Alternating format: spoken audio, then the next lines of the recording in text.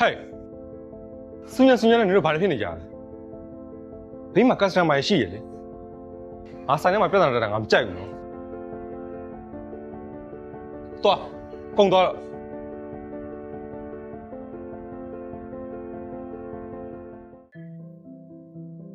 ဟဲ့ကိုညီမခိုင်းစားရှိလို့အဲ့ဒါဟိုနာကော်ပီဆန်တော့ခဏလာပြီဆိုင်ထဲမှာ customer များနေပြီပြင်လိုက်ခဲ့လိုက်ဟုတ်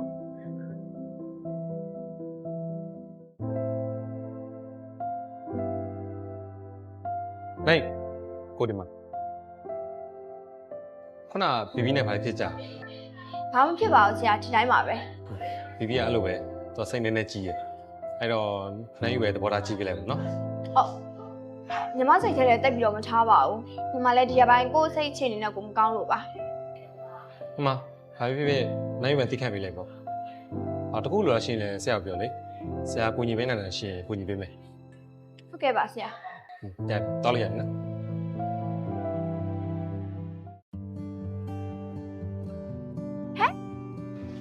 ကောင်းကောင်းဒီဘလုံးမရှိရောက်နေတယ် ။အော်ငါဒီဘက်အလုပ်ကိစ္စရှိလို့လာရင်းနဲ့လေနည်းနည်းအလုပ်တူတော့လာဆောင်နေတယ် ဩအေး ။ဘာလဲညငါနဲ့တူလို့မသွားကြဘူးလား ဟုတ်ပါဘူးဟဲ့နေရာဒီတိုင်းမေ့ကြည့်ရပါတူသွားမယ်လေဆိုလဲ ။ဟုတ်မလား အေးလား ။ဒီပိုင်းချက်လေ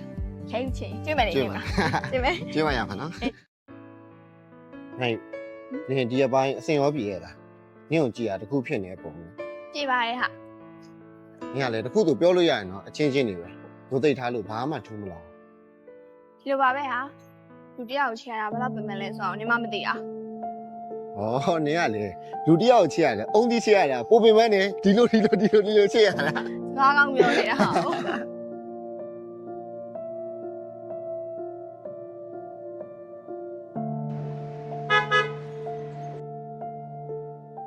ဟာဆရာ ဟောမင်းတို့ကရုံးသွားမှာလား ဟုတ်တယ်ဆရာ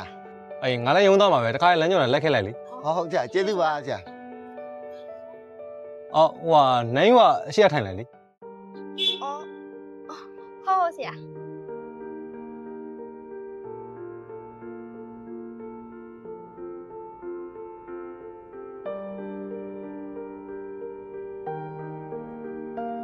ဟောဒါနဲ့မင်းတို့ညညနေကျရင်ပြင်မှာ client နဲ့ဗီဒီယိုဆက်ရှင်းနော်အဲ့ဒါလိုရတဲ့ဟာတွေအစင်းသင်းလုပ်ထားလိုက် ဩဟုတ်ကဲ့ပါဆရာ